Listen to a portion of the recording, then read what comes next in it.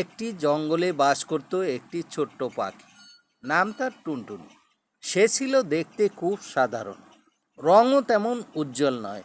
বনের অন্য পাখিরা যেমন ময়ূর, টিয়া পাখি, কাকাতুয়া সবাই নিজেদের রং ও কণ্ঠ নিয়ে গর্ব করত।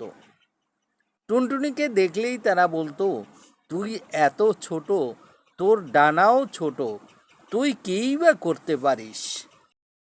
একদিন বন জুড়ে ছড়িয়ে পড়ল এক ভয়ঙ্কর খবর।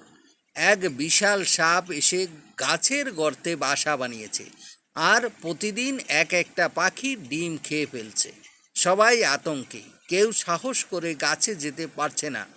পাখিদের রাজা ময়ূর মহারাজ ঘোষণা করলেন, যে এই সাপকে তাড়াবে তাকে আমি পুরস্কৃত করব এবং রাজ দরবারে আসন করে দেব। সবাই চুপ, কেউ আগাতে চায় না।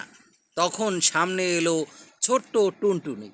সবাই বলল, তুই, তোর এত সাহস, সাপ তো তোকে 100 বলেই শেষ করে দেবে। কিন্তু টুনটুনি থামল না।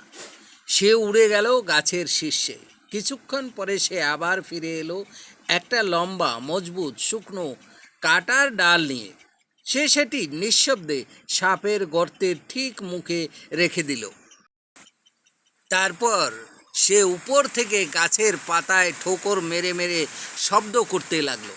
সাপ শব্দ শুনে বাইরে বেরোতে চাইল, কিন্তু গর্তের মুখে কাটা থাকায় সাপের মাথায় আঘাত লাগে।